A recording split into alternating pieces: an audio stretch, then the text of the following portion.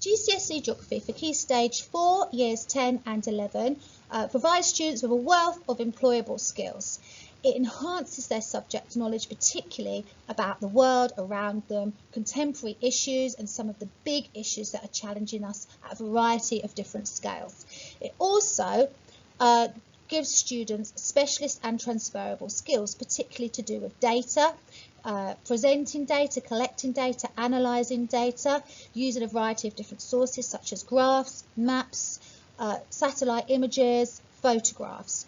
Those particular skills are essential that can be carried across into different workplaces, ideally across social and natural sciences. The ability to understand and interpret complex data and communicate it as well to a variety of different audiences. The course is divided into 3 different papers. Paper 1 is the physical environment. So this is everything to do with the natural part of geography that we have studied. The paper is 1 hour and 30 minutes long. It's 88 marks and it's worth 35% of your final grade. This is including all the sections such as tectonic hazards, weather hazards, all about climate change, ecosystems, rivers and coasts. And coast is one of the topics we go and collect our fieldwork for. Paper 2 is all about the human environment, so the challenges that we're faced with, particularly our growing global population, urbanisation and our increasing numbers of cities around the world, particularly megacities. We focus on the City of London as an example of a rich country and the City of Rio as an example of a low-income country. And we look at how these cities can grow sustainably, so at the same time looking after the environment or having less impact on the environment whilst also providing accommodation for our growing population.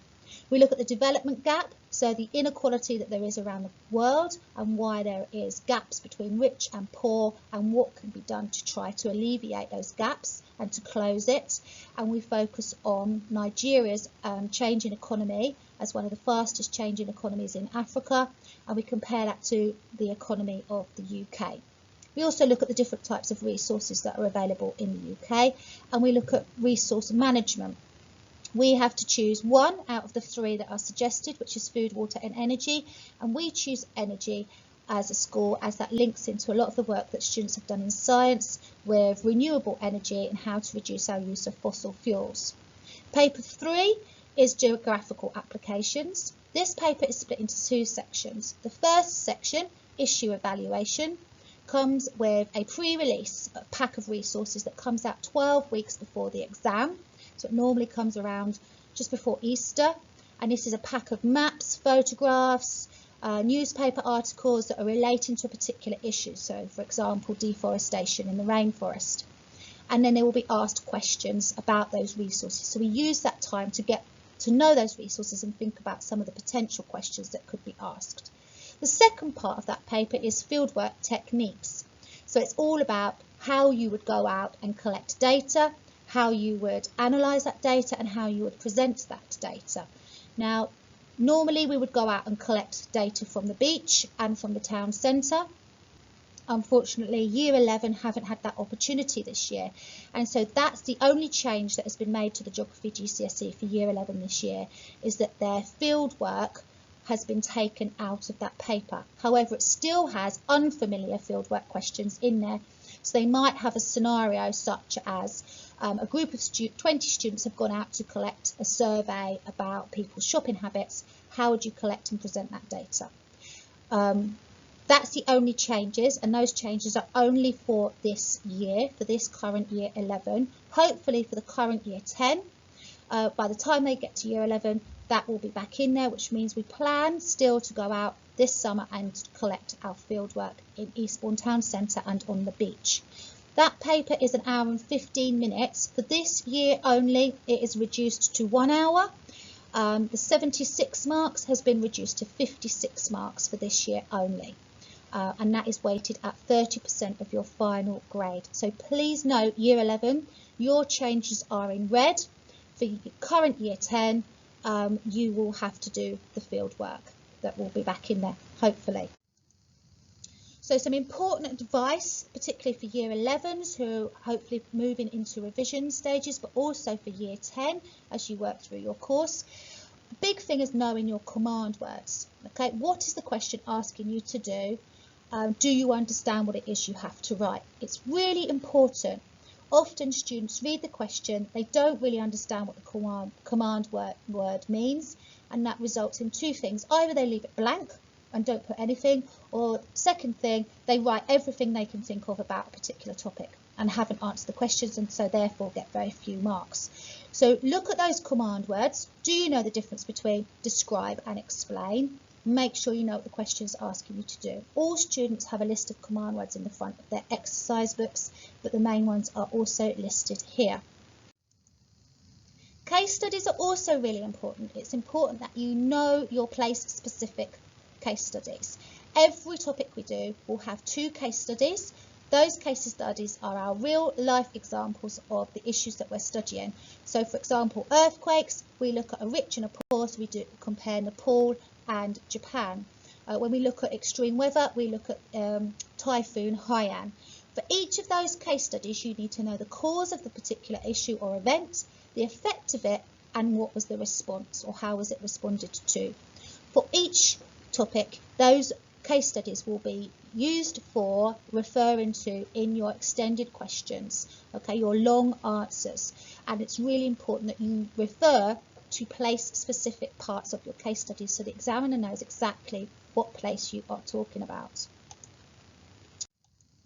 Okay, revision. Coming on to revision, it's never too early to start revision, particularly if you are in Year 11. I would definitely be starting revision now. Year 10, you can be revising all the way through and starting to do some of these techniques now, so that you've got a good pack of resources that you can use for revision by the time you come to Year 11. Flashcards, really simple, making flashcards with key terms or case study information on one side and information or definitions on the other side. Dual coding is a really useful way of perhaps for visual learners particularly to summarise information and to get rid of like pages and pages of text that you don't really need to learn. So taking a symbol and putting that symbol next to a specific piece of information, particularly useful for case studies. So you could have the number of deaths, you could have a little gravestone and put the number of deaths for a certain case study, or the number of homelessness, you could have a little symbol and have how many people were made homeless. So you should be able to fit all your case studies onto one piece of A4 paper. 2 more techniques here are retrieval practice, so trying to remember things, write down everything you can remember and then look back through your notes and go in a different coloured pen the information that you have missed, and then after maybe a week or 2 weeks of revising it, go back and do that again to see if you've remembered more, and hopefully you'll end up with less and less of having to add in a different coloured pen. Or quizzing yourself, using quizzes online, getting someone to test you, using your revision notes. Deliberate practice, so finding some past papers and having a go at some of those exam questions. There's lots of practice questions in your books, and there's old assessments and exam papers that are available online as well. So we've got, I've got the exam practice workbook there. Year 11 are currently working through these in their Lesson 6 lessons. So these books are really useful. We're going through the questions as part of our revision and they're able to then use these to revise from. There are some extended answer questions in those books as well. Those will also be given out to Year 10 later on in the year. There's some extra revision techniques there for you. I won't go through those now, but you can have a look at those on this PowerPoint. So how can you as a parent or guardian support your child? So firstly, there are some things that you can do which are really useful. Watch the news together and talk about some of the current issues and stories. It's really important that they watch the news. A lot of geography is in the news. There's lots of current affairs that are in the news. There's also natural hazards, weather events, information about climate change is often referred to in the news. So please watch the news, keep up to date with some of the current issues that are taking place and discuss it. Check that they understand it, what are their thoughts about it, what are their opinions about it. Okay, get them to justify their thoughts about what they think about the stories that they hear in the news. Limit their time on phones and computers is really important as well. Ask lots of questions about what they're learning, get them to explain topics to you and using their revision guides. So these packs were on offer for sale last summer. They're £17 for a full pack. There are 3 paper guides in here. I will make these available for Year 10. I know they've already been available to Year 11. These paper guides I've written myself, and inside is all the information for the entire course. There's command words, there's a glossary, there's all our case studies summarised onto one page there. And there's also knowledge organisers, so the whole course summarised as well onto a couple of sides of A4 for each topic. Though I've done one of those for each paper, paper 1, paper 2, paper 3, and you also get a pack of these flashcards as well, revision cards, which are really useful. They have lots of information on them. The only thing they don't have is case studies, which is why I've written those packs for you. That has our case studies in. So if you'd like to have a look, buy those, they should be available through ParentPay, or you can email me directly. Here are some useful websites. Please go on these. Internet Geography is one I use regularly. It's excellent. Time for Geography has lots of little short sort of 2-minute videos that are really useful, that summarise particularly physical geography like coasts and rivers. The Geographical Association also has lots of really useful resources, and obviously BBC Bitesize has lots of quizzes and is good for revising. So any of those are really useful. Geography Pods are like little sound bites if you want to have your headphones in and listen to stories or talks or lectures from various specialists in their field. Those are also really useful as well. So have a look at some of those websites. Also, some Christmas presents ideas as Christmas is coming up. Some book lists there, some recommended reading. So Factfulness is a unit that we do in Year 9 now. Prisoners of Geography is all about human geography. Population 10 billion. Also really interesting about how we're coping with our global population change. So some of these are really interesting books that fit to the units that we are studying. One of my recommendations is that everybody gets a world map. What I have noticed is that Year 10 and 11, their global knowledge of the world and where places are located is not particularly very good. If they can get a world map as a stocking filler and learn where the majority of places are, I'm not saying all of them, the majority of places, that will help them to be able to describe things in much better detail and give them a bit better understanding of where things are in the world. And finally, some useful websites and links here. There's also some important dates. We're going to be doing for Year 11, a mock paper 1 in October, probably November now, after half term.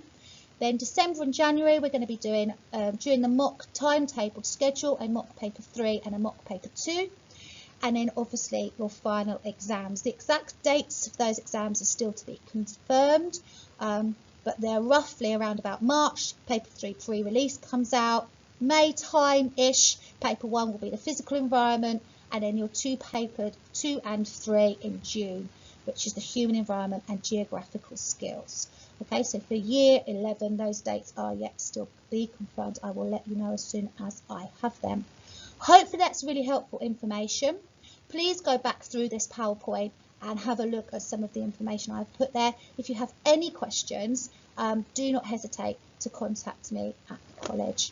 And all the best and enjoy studying geography. Thank you very much.